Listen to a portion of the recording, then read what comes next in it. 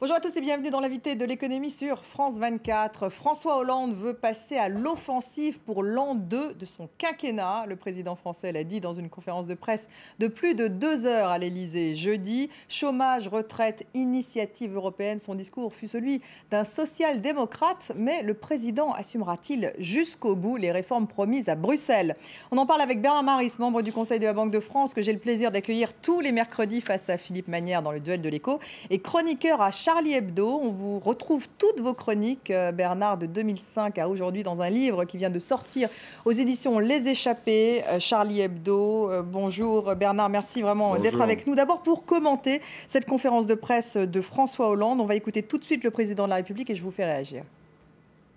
J'ai bien conscience qu'il y a la récession, il y a le chômage qui progresse, il y a les résultats qui se font attendre. Et ce qui importe aux Français, si je puis dire, c'est maintenant. Donc l'an 2, celui qui s'ouvre aujourd'hui, ce doit être l'offensive.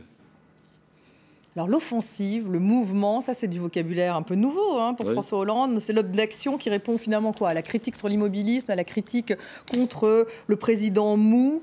Est-ce que c'est une nouvelle phase? Soldats de l'an 2, espérons. Je ne sais pas s'ils vont gagner les batailles comme les soldats de l'an 2. Oui, c'est peut-être une nouvelle phase. Et apparemment, il n'y a pas eu quand même de grandes nouveautés dans ce qui est annoncé, mais il faut l'écouter un peu entre les mots ou le lire entre les lignes.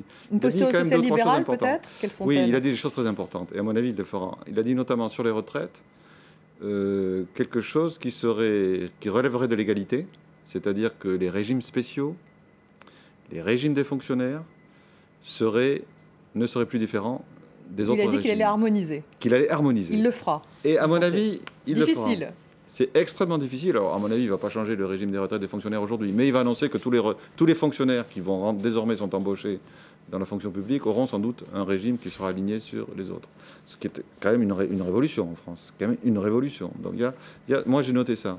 J'ai noté aussi l'initiative européenne, j'y crois pas trop. C'est quand même, franchement, ça dépend pas de lui. Si ça dépendait que de lui, il la ferait, évidemment. L'initiative européenne avec volonté de créer un gouvernement économique européen. Bon. Alors, ce n'est pas nouveau, mais là, il remet l'idée sur la table. Il tend la perche aux Allemands en disant, voilà, bon, vous voulez pas des eurobonds, mais est-ce que vous voulez une harmonisation fiscale? Est-ce que vous voulez une discussion budgétaire commune? Est-ce que vous voulez une participation systématique des ministres des uns et des autres au Conseil des ministres? Bon. Il va le proposer à Angela Merkel la semaine prochaine, a-t-il dit? Bon. Qu'en pensez-vous? Là, je pense quand même qu'il lui tend vraiment la perche. Elle va dire non, oui. Elle va dire, ou elle va hésiter, elle va attendre. Bon, à mon avis, elle attendra jusqu'aux élections. Mais enfin, c'est quand même elle. La balle est dans son camp et il la met quand même un petit peu devant le fait accompli. C'est vous qui allez faire capoter la relance en Europe. Si l'Europe s'enfonce dans la récession, ce sera de votre faute. Donc ça, j'y crois pas trop, mais c'est quand même politiquement assez bien joué. Puis le dernier point, bon, c'est quand même, espérons que ces fameux outils, sa boîte à outils qu'il a mise en place, les CICE, la BPI, etc., vont commencer à donner des effets.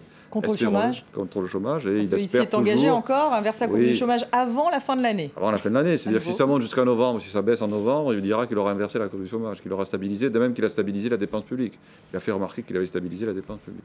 Vous pensez que le chômage, c'est possible avant la fin de l'année, d'inverser cette courbe avec les contrats de génération, 75 000, dit-il, emploi d'avenir, la réforme de la formation professionnelle? Pour l'instant, ça ne marche pas trop. Ces contrats d'avenir et les contrats de génération, ça ne marche pas trop. Qu'est-ce qui marchera avant fin 2013? Il y aura quand même, il faut espérer qu'il y aura une montée en puissance de ces contrats d'avenir, des contrats de génération, enfin surtout des contrats d'avenir, ça c'est sûr, puisqu'il les a élargis désormais au privé. C'est-à-dire que ce n'est plus uniquement les associations et les collectivités territoriales qui vont... 100 000 emplois maximum. Voilà, 100 000 emplois, bon, enfin, c'est déjà ça.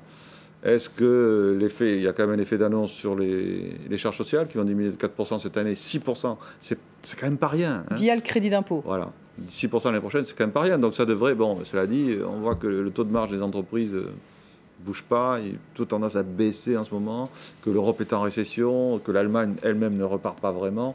Donc il faut s'attendre encore à une année prochaine de stagnation. Donc entre la parole et les actes, il y aura une marge. Il y aura une marge. Alors, le journal d'un économiste en crise, qui reprend vos chroniques, Oncle Bernard, Bernard Maris, chronique sur Charlie Hebdo. Alors, vous revenez avec humour sur toutes les absurdités de la crise et bien sûr sur les politiques menées contre la crise depuis 6 ans, parce qu'il s'agit de 6 ans de crise, depuis octobre 2008.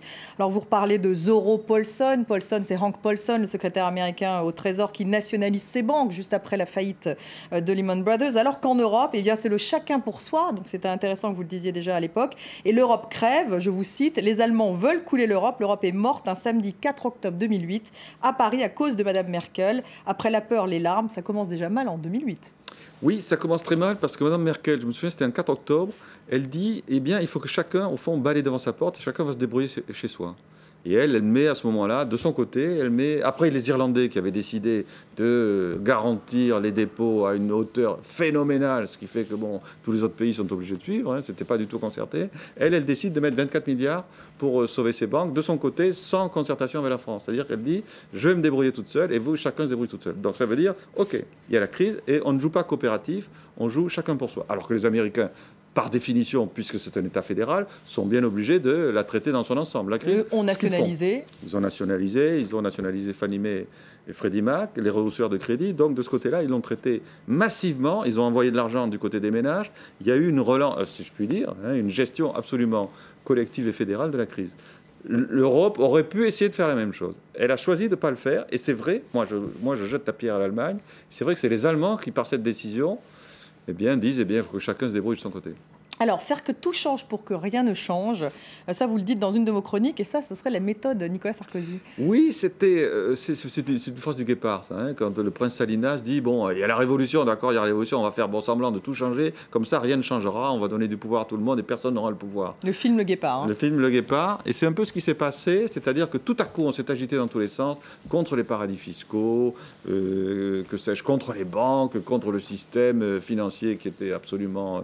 Et puis, en s'agitant de tous les côtés, en changeant tout de tous les côtés, on n'aurait absolument rien changé. Et c'est vrai que vous êtes aujourd'hui 5 ans plus tard. Oui, c'est ça, 5 ans plus tard, la question des paradis fiscaux se repose de façon éclatante. C'est vrai qu'on est allé vers un BAL 3, c'est-à-dire vers des conditions de stabilité des banques un petit peu plus fortes, mais le système bancaire n'a pas changé, on n'a pas modifié, on n'a pas séparé les banques de dépôt et les banques d'affaires. Donc on a dit on va tout changer, on va tout révolutionner, c'est fini, on se réunit, vous voyez comment on s'agite. Et en s'agitant, on a fait que finalement, rien n'a changé. On ne change rien. Alors toujours sur la crise, dans une de vos chroniques que vous appelez Michel, vous parlez de Michel Rocard. Alors là, il faut que je lise le morceau choisi parce que j'ai trouvé ça très drôle. Michel Rocard, le meilleur, le digne fils de Mendes France. Il accorde à JQ, écrivez-vous, une extraordinaire interview. Michel a compris l'essence de la crise financière. Le système est madophisé jusqu'au trognon. Entre parenthèses, il ne le dit pas exactement comme ça. En fait, la crise financière est une vaste chaîne de Ponzi à l'échelle mondiale. Il fallait de plus en plus de niais, entre parenthèses, des types qui croyaient à la bourse, aux fonds de pension, aux placements mirobolants proposés par Bouton, l'ancien patron de Société Générale, pour payer les nigauds entrés précédemment dans la chaîne. Quand on n'a plus eu de cons, on est allé chercher les noirs de Louisiane, ça a donné les subprimes. Comme ensuite, il n'y avait plus rien à endoffer, entre parenthèses, il ne le dit pas exactement comme ça, le système s'est cassé la gueule. Alors effectivement, Michel Rocard ne le dit probablement pas exactement comme ça, mais la crise, d'après vous, c'est un système madophisé qui a finalement dégringolé. Une excellente analyse de la crise. C'est-à-dire que... C'est la vôtre, donc... Oui, non, mais c'est l'analyse de Rocard. C'est l'analyse de Rocard, mais dite par Bernard Maris. Je ne sais pas s'il l'avait lu dans Charlie Hebdo ou s'il l'a... Bon. Mais ça veut dire qu'il s'est construit dans les années, on va dire, il y a 7-8 ans, il y a 10 ans, une chaîne de Ponzi phénoménale au niveau mondial. C'est-à-dire la cavalerie, de la cavalerie, c'est-à-dire qu'on fait de plus en plus de crédits, et pour que tenir, il faut qu'il y ait de plus en plus d'entrants dans la chaîne qui permettent de rembourser les précédents. C'est la chaîne de Ponzi, c'est le système Madoff. Et ça marche très très bien tant qu'il y a des crétins qui arrivent derrière. Mais au bout d'un moment, il n'y a plus de crétins, on a tout épongé. On est allé racler, si je puis dire, les derniers, les survivants, c'est-à-dire ceux qui n'avaient pas du tout d'argent, en leur promettant des crédits fondés sur la hausse du patrimoine immobilier.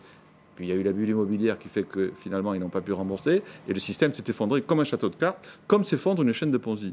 Et c'est vrai que le crédit n'a pas été du tout fondé sur la production. Normalement, le crédit suit la production. Mais le crédit avait vraiment dépassé la production et s'auto-engendrer d'une certaine manière, à la manière d'une chaîne de Ponzi.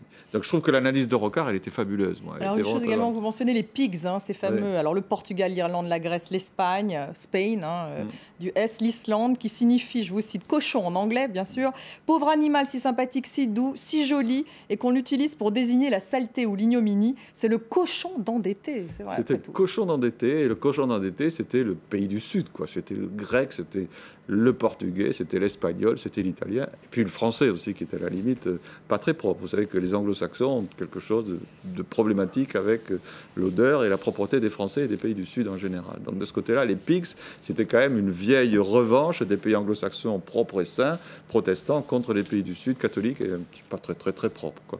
Et c'est vrai que c'était le cochon d'endetté, au fond, qui avait profité, soi-disant, de l'endettement. Mais finalement, on est allé lui proposer des crédits, le pauvre cochon. Hein. On est allé le gonfler, on est allé le grossir de façon extraordinaire, et puis bon, il était prêt pour... Donc le créditeur, finalement, c'est quel animal?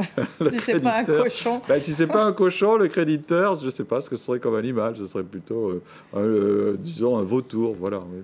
Le vautour et le cochon. Merci beaucoup Bernard Maris. C'est donc Journal d'un économiste en crise. Oncle Bernard, merci d'avoir été notre invité. Merci à vous de nous avoir suivis. On se retrouve la semaine prochaine pour un nouvel invité de l'Écho. Restez avec nous.